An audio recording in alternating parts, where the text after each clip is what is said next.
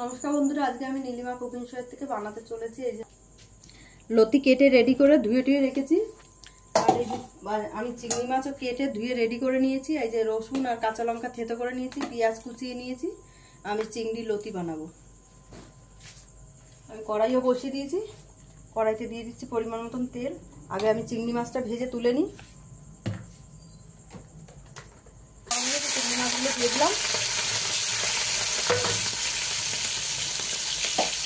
ভেজে তুলে নিয়ে আমি তারপরে হয়ে গেছে আমার চিংড়ি মাছ ভাজা, আমি তুলে দিলাম।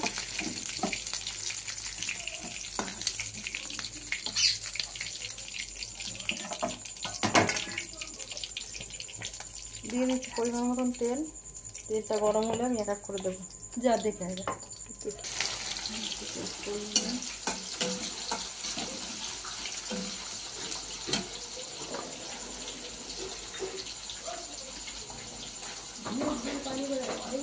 একটা হচ্ছে জানো, আমার মনে হয় আতঙ্ক আতঙ্ক লাগছে। জানি কেন ভালো না, তো বাড়ি থাকে না।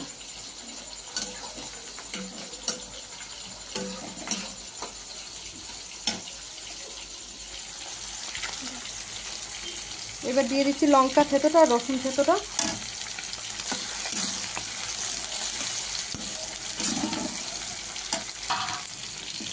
আমি নুন হলুদটা দিয়ে দিয়েছি, দিয়ে আমি একবার ঢাকাও দিয়ে দিয়েছি। আদা আদা হয়ে গেছে, এবার আলগা করে দিচ্ছি। আমি নুন হলুদটা দেখাতে পারিনি, আমি নুন হলুদটা দিয়ে দিয়েছি। এবার আস্তে আস্তে ভাজা হবে। দিয়ে দিচ্ছি আমি চিংড়ি মাছটা।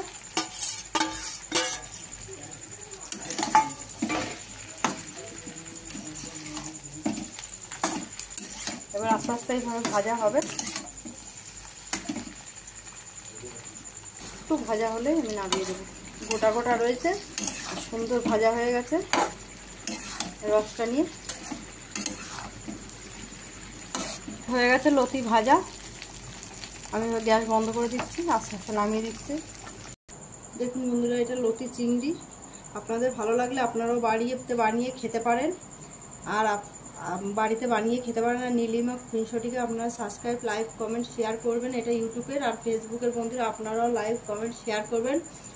আর নীলিমা কুকিং শো বলে পেজ খোলা আছে, সেখানে আপনারা ফলো করে লাইক, কমেন্ট, শেয়ার করে দেবেন। একটু শেয়ার করবেন বন্ধুরা, আর একটু কমেন্ট করবেন আর লাইক করে দেবেন।